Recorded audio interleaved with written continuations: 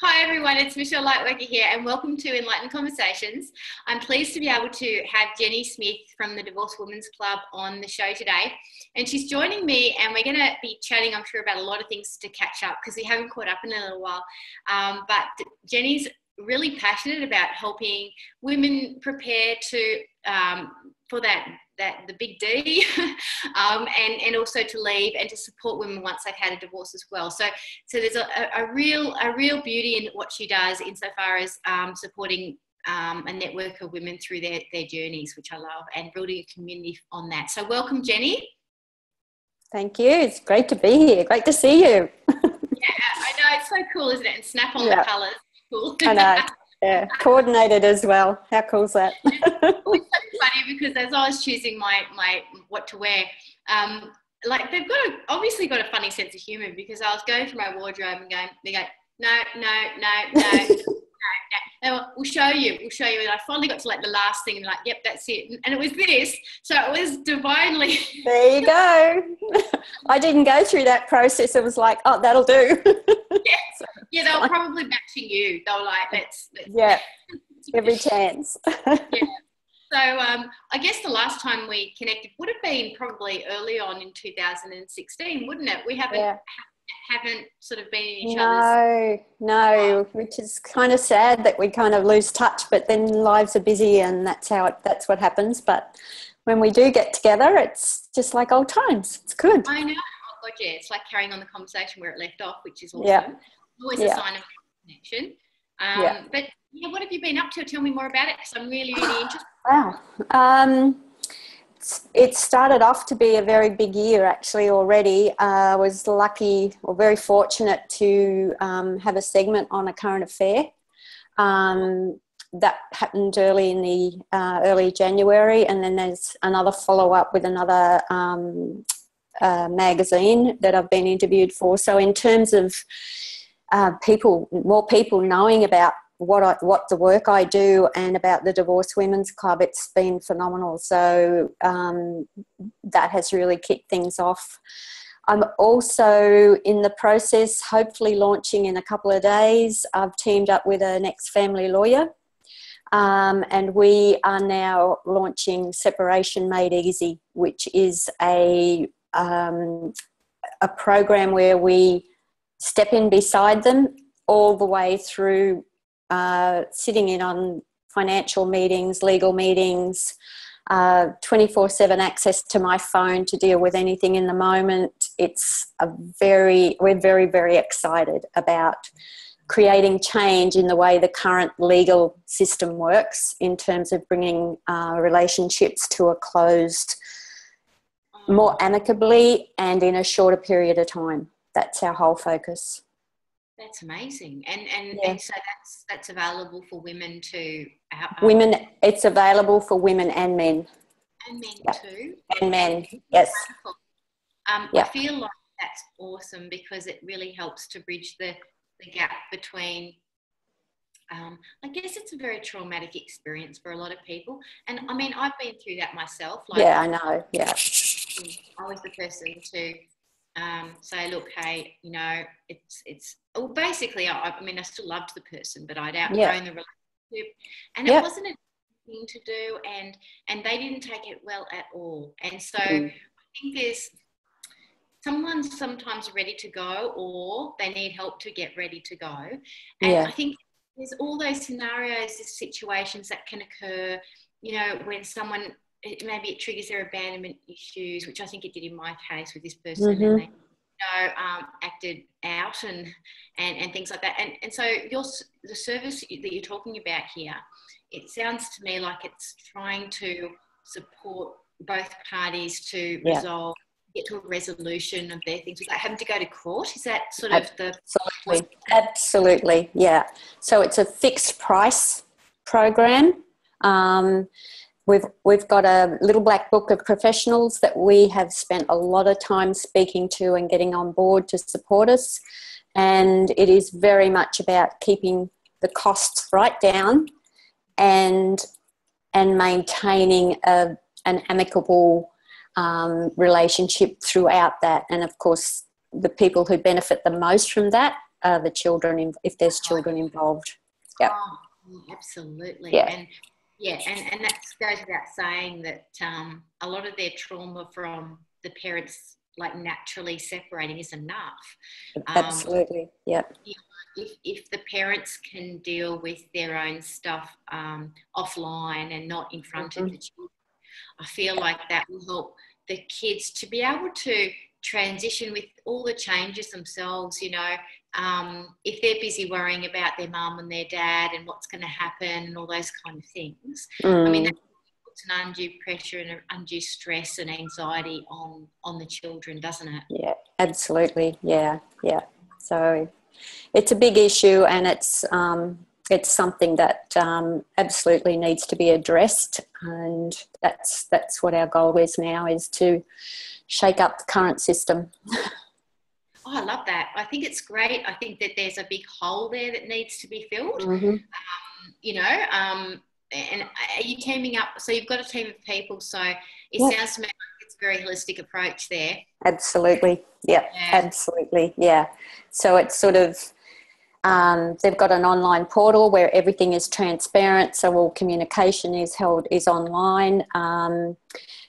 And yeah, we work them through the process every step of the way. So I'm meeting next week with a lady who's our first lady, and I'm sitting in on her meeting with her financial advisor. So I'm only as an observer, I'm not buying into anything. That's between the financial advisor and the client.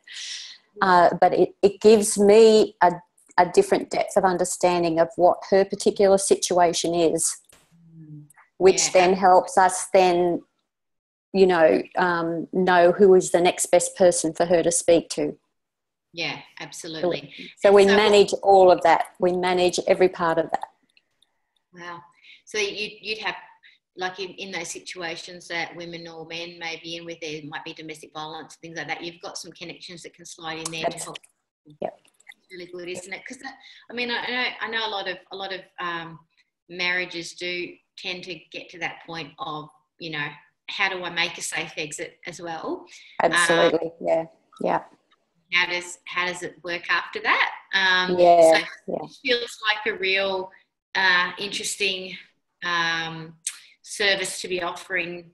As you're saying, it is definitely different to mandated court mediation. Yes. If people don't know, listening to that, what that means is that usually what's happened there is that you're mandated by the court to see a mediator to determine the custody of your children before you go to court so that you can try to find an amicable agreement based around children. However, in those situations, it's not always the best way to go, especially in situations where perhaps the children know where they want to live and things like that. Have you come upon things like that, those kind of little tricky areas? In terms of on what the children's wishes are, is that what you mean?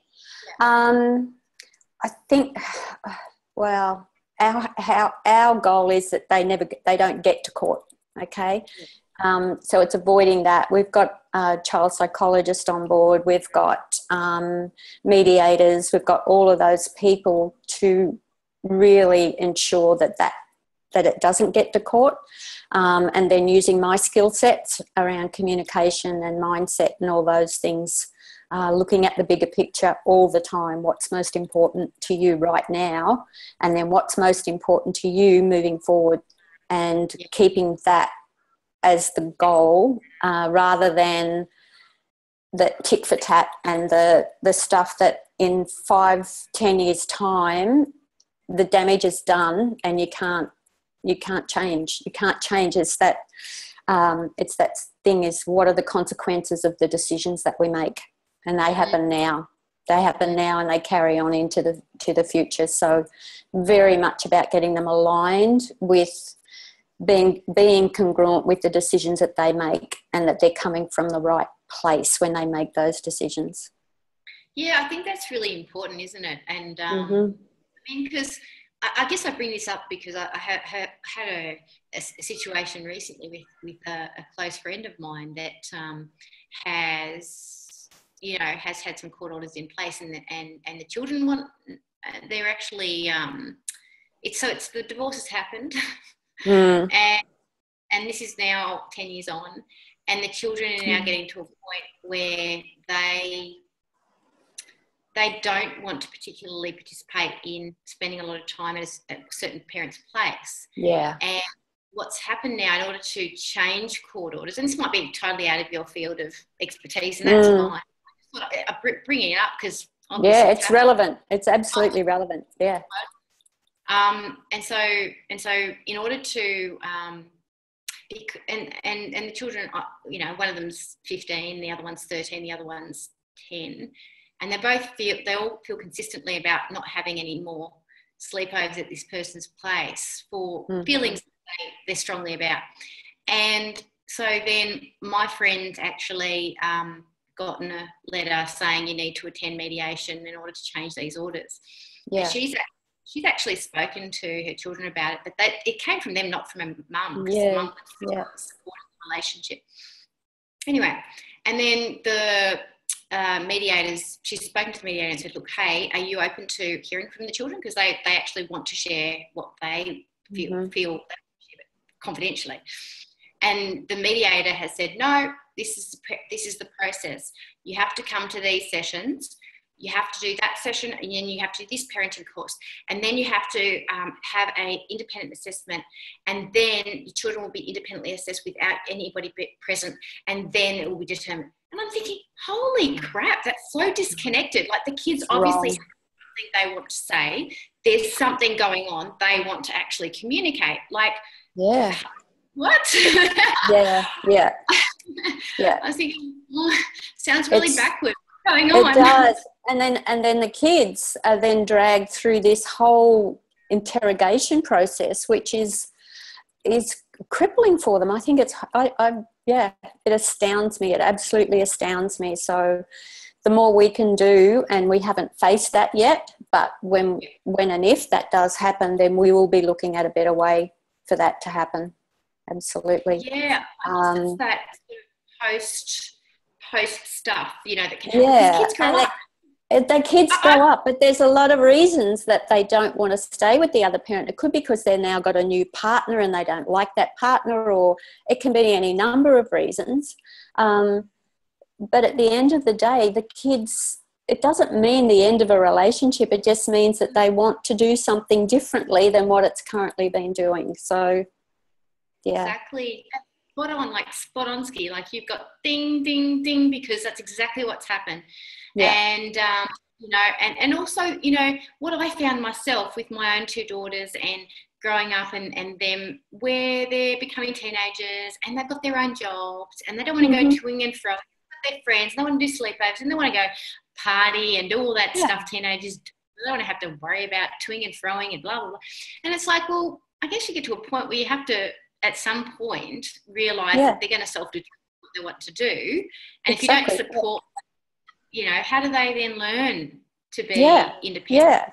And it's part of them gaining their independence, isn't it? Like, kids not going to necessarily agree with anything that we think they should do as they move into teenage years. But this is how they learn. This is how we all learn. We make mistakes and this is how we learn. But I think the key thing for me is that if they choose that they want to spend more time just with one parent, the relationship with the other parent can actually be even better. Because I think a lot of what happens, particularly with fathers, they have more fun with their fathers. If they had that one-on-one time, whereas mums are more like, do this, get your homework done, pick up your mess. Whereas the dads, when they've got them, they can go, okay, we've already planned, we're going to go and do this, and it's fun time, So I think keeping perspective around that as well can make a big difference. I personally, when I had my settlement and all that kind of stuff with custody, blah, blah, blah, the judge gave me the father 5 days every fortnight, so I had the majority, if that makes sense. Right, yeah. And it was like they had like Friday, Saturday, Sunday, Monday with their dad, and then Wednesday nights with me. It was like a weird kind of thing. Anyway, in the end, we decided week on and week off makes much more sense, doesn't it? So, I mean, like, and for me, I liked it. I liked the shared care thing. I found that I actually had a week to actually focus on me, and I did a lot. I did a lot that week. So not only that, but then it's like the dad wasn't just the fun time dad. Like there was that balance there where I could be packing lunches, getting them off to school, all that stuff. Yeah, absolutely, which is great for them. They're perfectly capable. I think it's actually a deepening of relationships for them when it's. I think week on off actually works well. And as you say, I think with a lot of women, the resistance there is that they feel lonely or they miss their kids. But it's just about managing that and actually making it your time, me time, to do lots of opportunities to do. Yeah. It's not healthy. I'm going to name it. It's not healthy when a woman says, I'm lonely and I need my children. The children, you need to be there for the kids and not have the kids be there for you. Now, when it turns into that kind of relationship, there's a name for it. It's called emotional incest. And I'm going to name it. It's emotional incest, all right. You're sucking up in the vacuum that was the relationship. You're sucking the children up and you're surrogate spousing them. So it's one of those dangers that you don't realise how much pressure that puts on little people. Yes. I always say this to people, the umbilical cord needs to run one way, to the child. Feed the child. Don't have the child feeding you, because then that's a codependent, toxic relationship, and it's enmeshment. The child doesn't look at boundaries. They learn to attract people who need them. That's dysfunctional. Then they end up takers who burn out, or men who feel suffocated when women try to get close to them. Bingo. That's kind of how it happens. Love it. You've put that so succinctly that I think you've just summed it up beautifully. Yeah, thank you. Brilliant. You're welcome. But it's great. I mean, bringing awareness to all this, because it means that when women or men are leaving a relationship, they're not leaving themselves, and they're not using their children as replacements for their own connection to themselves, and perhaps separation and divorce gives people an opportunity to go, hang on a second, let me reevaluate what the hell I'm doing here. And sometimes, that means you need to let go of the reins, even when you don't think someone is competent at taking care of your kids, because they need to actually learn to be competent to take care of the kids. And you need to kind of that hand step back. Yep. And you know what? Okay, well, they're busy doing that. I've got to focus on me for a bit, because I've been focusing on everyone else. Yeah, and women naturally default into that, and I think that's where the struggle is for a lot of them, is like, oh my gosh, now I've just got me to think about what. It's an opportunity to start to learn who you are and to explore what are my interests, what are my gifts, what am I here for apart from being a mum? What else is possible for me? That's when I get excited. And I love working with women that have been through their divorce. And I've had a lady recently, her words were, been divorced 5 years or something, and she said, I feel stuck. I feel like I'm in a hole. And I'm like, wow, let's play with this. This is great. And it's like, okay, the whole world is open to you now. And I love that. I absolutely love it. And then they think, oh, I don't know what I want. I have no idea what I want to do. And then within half an hour, they're just bubbling with all this stuff that's in there. It's already there. And just bringing that out and, walking on cloud 9. I love it. Oh, it's beautiful, isn't it? And I think it does. It taps us into that child within us that we go, you know what? Life is a big adventure, and I haven't even explored it yet. Let's go. Exactly. Yeah. I think one of the biggest gifts of feeling lost is that you can actually uncover all the adventure of finding your way home.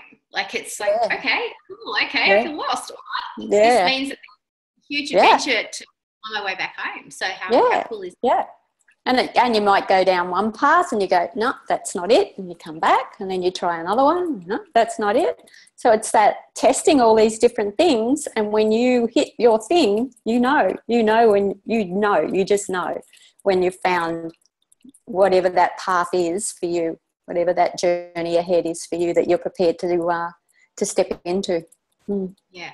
You know, one thing I've noticed about you that has changed since I last spoke to you is that I know that where you came from was very much focused on supporting the women and being at the centre of the hub to do that and have that facility available for people that they have the support there that you needed when you left your marriage and all that kind of stuff. So you know that's your passion, that's your heart, but I feel like you've found a way to expand that out and to join in unity with other people to help. And I feel I can so relate to that because for me, you get to isn't it true? Like you get to a certain kind of skill base where you're the expert. Like we're both experts on Soul TV. You know, we both knew our stuff. Blah blah. Yep. And then you go, but so what? Like but I want to find other ways to do it. I want to expand this. And did you get? Is this how this happened for you, like scratching around at kind of the expansion component without even knowing it? Yeah, absolutely. And I think what happened is teaming up with Laurie. Now, Laurie and I met probably 4 years ago. She was still practicing law, family law at the time. And then her husband got transferred away to a regional area in Queensland.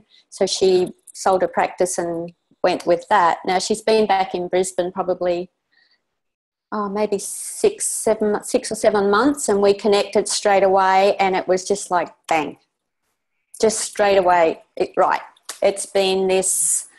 I think what's happened now is that what we're offering for me, it's something more tangible, if that makes sense. Whereas to talk about what I did before, I found it more difficult to explain exactly what it was that I did, and a lot of people didn't get that, and that was me not communicating it very well, I guess. Whereas now I feel like what we're doing is so much more tangible. So it's more than me just coaching somebody through separation. Now it's the whole thing, and that's been a massive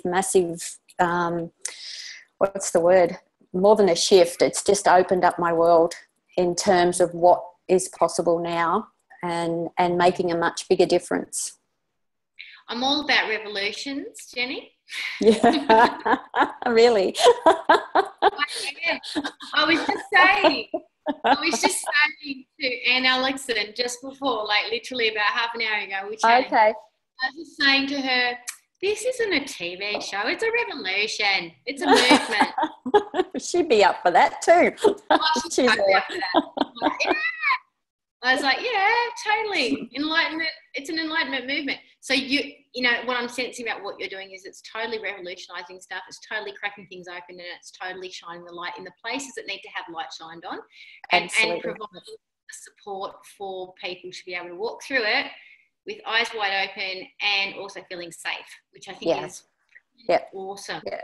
And knowing what steps ahead of them, knowing what's ahead, not listening to all their friends and family and all that, I know, heartfelt advice, but not necessarily good advice that we're often given. So it's, very much that. Yeah, I think the thing with friends and family, I think they mean well, but often what happens is when that happens, they project all their fear onto the person they think deserves it. Yeah.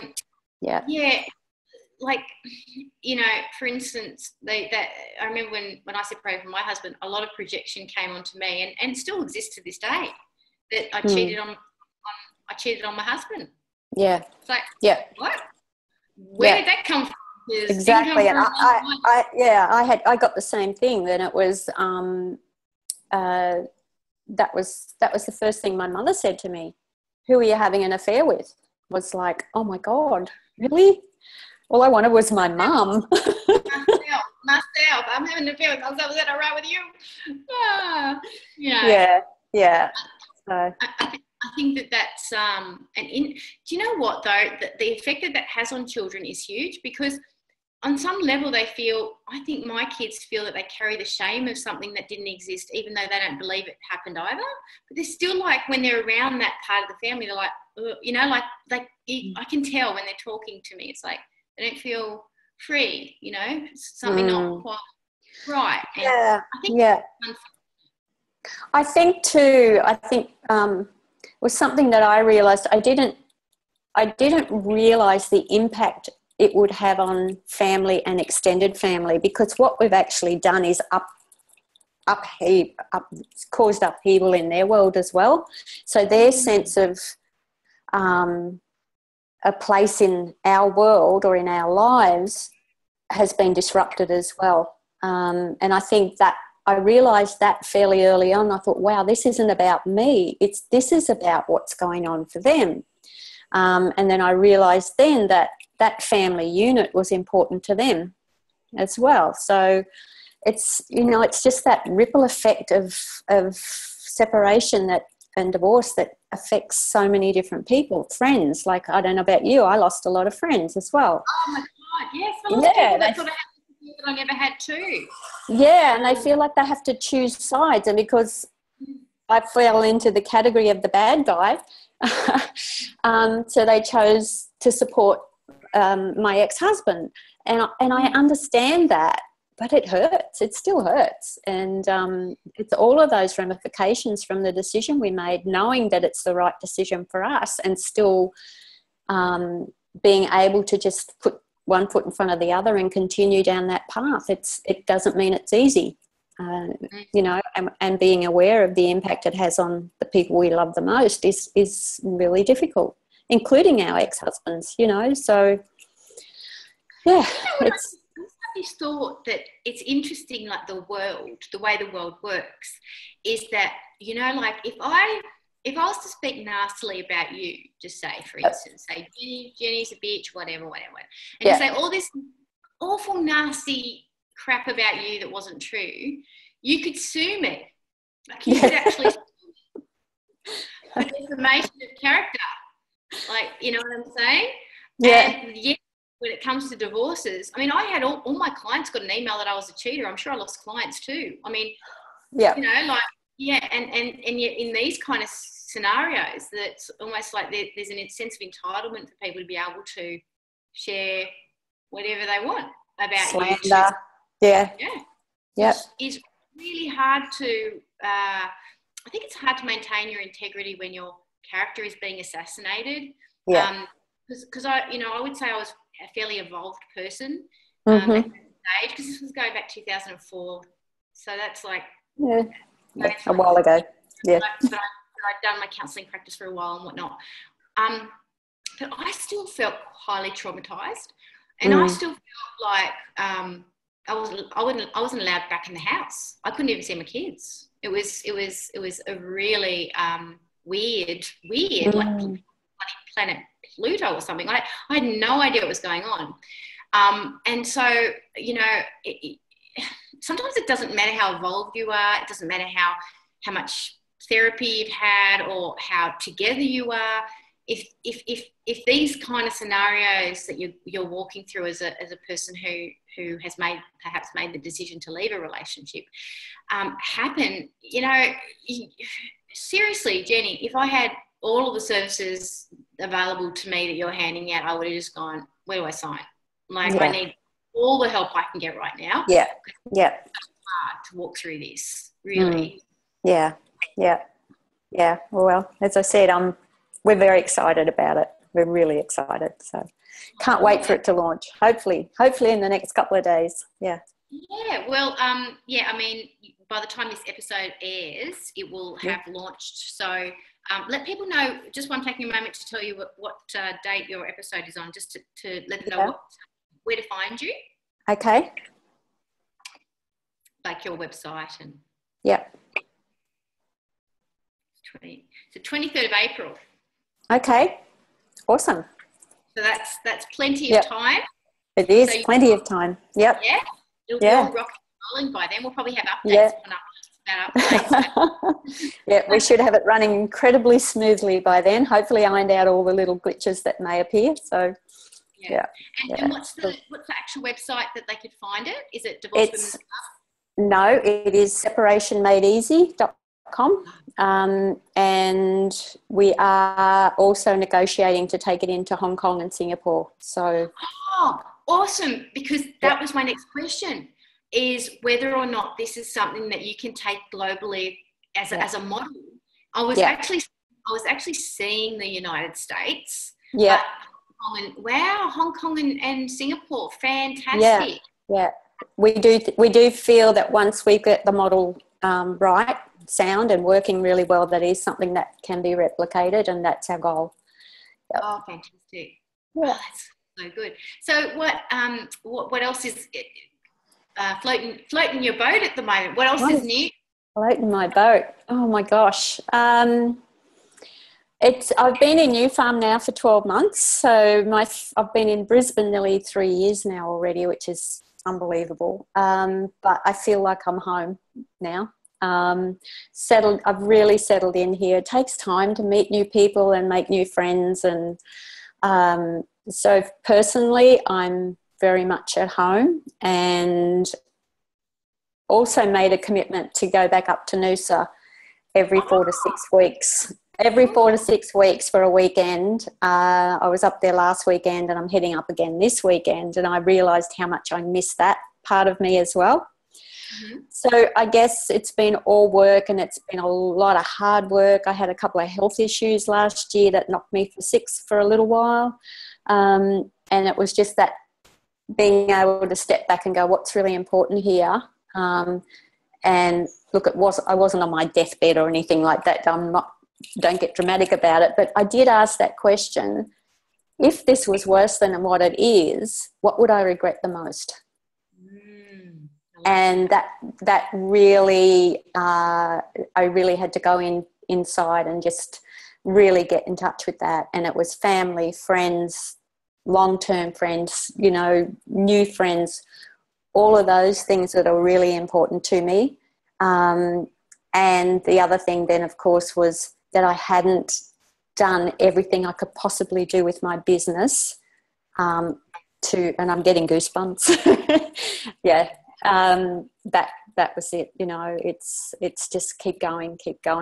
And it's been tough. Any business has its ups and downs and challenges. And I guess from that perspective as well, it's just this year I just feel everything's falling into place. I'm very excited, and I'm very happy. I'm very content, which is great.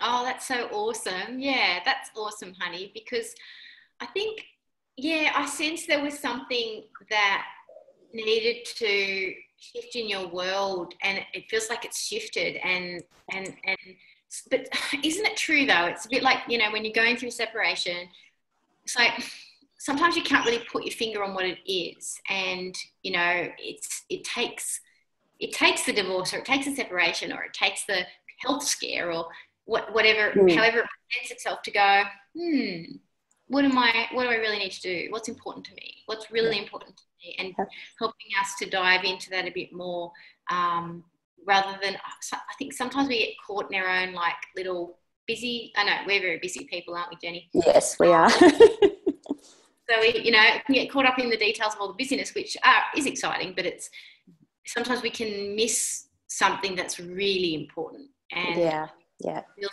like you've really grabbed hold of that and gone, yes. I think I can see it with you as well. You seem to be more balanced. There's more balance with the work and the playtime. Whereas I was always work like I'd get up really early and I could go into my office and just start then. And I was driven like this driving passion to do it, but things were out of kilter. So I've watched that happening with you over time as well, and that's what's happened with me. And things still get done. I just don't try and juggle so many balls or whatever. I'm enjoying it more. So, yeah, it's about balance. Totally is, because you can dive into your passion and be so driven by it that you forget to play. Yeah. I have a lot of playtime that I build into my week, and it's guilt-free playtime. I call it guilt-free playtime, and Very nice. it's like it's planned, like things that I like to do, and then sometimes it's just not. It's just time that is just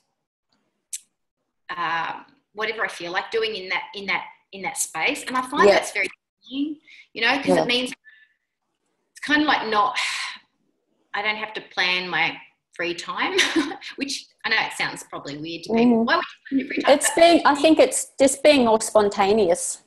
Yeah. Like I had a girlfriend message me last Saturday morning, because the farmers markets are right near where I live here at New Farm. And she's at Bulimba, and she said, I'm getting the ferry across. I'll be at the farmers markets at 9:00. And I was about to do some work, and I said, okay, I'll meet you there for coffee. And we grabbed a coffee and we sat on the lawn in the park, and we had this deep, deep conversation. Like, I love deep conversations, for about an hour. And then she went home and I went home, and that's what I mean. It's those spontaneous. I wouldn't have missed that for anything, Yeah. Totes. Yes. They're the things that are important. That was such a good, her and I got closer because she opened up and shared so much about herself that she had never shared before. And it was beautiful. And gold nuggets dropping out of the sky, hey? Yeah. And for those of you really listening to this conversation, what you just heard was Jenny took time just to be, and in that time of being, she had a wonderful enlightened conversation with her friend that brought more meaning to her life. And that's why enlightened conversations are so important. There you go. And that's exactly what it was. Yeah, exactly. They are important. And it's important to make time for those. And sometimes, in that example that I just gave, they happen randomly. Opportunities, and grab them. I think if you create space, it gives our spiritual guidance a chance to come through and go, oh, great, okay, you got your ears on, yes. And then they send these amazing experiences to us because we're actually available. And you know what, Jenny, I've got to say, sometimes, and this might sound like I'm justifying television or movies, but when I'm open and blobbing, sometimes watching a movie is the thing that absolutely myself, and it's just like you need that movie or you needed that show because you just need that message. It's like, yay. Yeah. I watched a beautiful one the other night, and it had exactly that. And I was just sitting there with tears running down my face and goosebumps. And I thought, oh my God, that's such a beautiful movie. Hey. Yeah, I did too. Wonder if it was the same movie. I was watching The Atonement. No, it wasn't The Atonement. I can't even think of the name of it now. It's about this little boy and his musical skills. And anyway, it was beautiful. It's beautiful. Right. I was watching The Atonement, and I was like, do I really want to watch this movie? And I was like, yeah. So I was like, okay. And it's all about this, wow, it was so powerful, Jenny. Talk about no regrets here. Like, far out. It was a story about this 13-year-old girl who'd accused her sister's suitor of raping her sister, and he got put away. And she only did that because she was jealous. And this is all set in sort of the French Revolution, the French World Wars and things like that. I can't remember the exact, I can't remember the war, but it was, if you can imagine, around olden times a little bit. Not great with history. Anyway, so it was about this story about it. And then he went away, he got put in prison, but then he could fight the army if he got released from prison, right? And then the sister knew he obviously didn't rape her, because she was actually, that was a moment of incredible moment for them, which the storyline showed implicitly that it was a very loving moment. So it was kind of, the And then it showed her wanting to reconnect with him and come back to me and make sure you come back to me and all that kind of stuff when you're out of the war and all that. And he ends up getting wounded, and then, he ends up getting a boat back to England the next day, luckily, and it shows them paired up at the end and enjoying their life together. And then it cuts to the 13-year-old who's now in her probably 80s, and she's having she's having an interview, and they're saying, "Also, this is your last book, and it's your 21st book, and it's your last book." She said, "Yes, but it could have been my first, because I've written this story so many times. It's an autobiography." So she was the child, and she said, she never had that conversation, which the movie showed. She had to say that she apologised to both of them. She never had that conversation. I forgot to mention that. She never got that chance because he'd not recovered, the boats never came, and her sister got bombed in the hospital. And so the movie was about the ending that she wanted to write. I'm getting goosebumps. Yeah, okay, yeah. Life. Oh, it just brings me to tears just thinking about it, of the life that she wanted for her sister and her loved one, and the regrets we have, but also, we never know if we can say sorry or for the mistakes that we make. So, the movie was so moving because it was all about, be careful what you say, be careful what you do, and then when you get a chance to apologise, do it, because you never know, you might have to live with something. And I thought that was so powerful to do. Wow. Her present gift, I know, so powerful. It's a powerful message, isn't it? Yeah.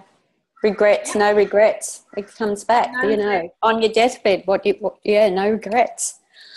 Exactly. Like, it's sort of like exactly the question you asked yourself when you had that health. It's like, oh, this could have been worse. Like, so, questioning that. And I think that's a really important thing to remember, like, for those people that are watching, is that, we never know how much time we have left. We don't.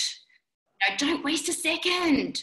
If you don't know what you want to do with your life, like if you are in that space of that woman or that man who needs to separate to find themselves and to leave and to start that journey of adventure and excitement, and to find out what it is that you're meant to be doing, then do it. Don't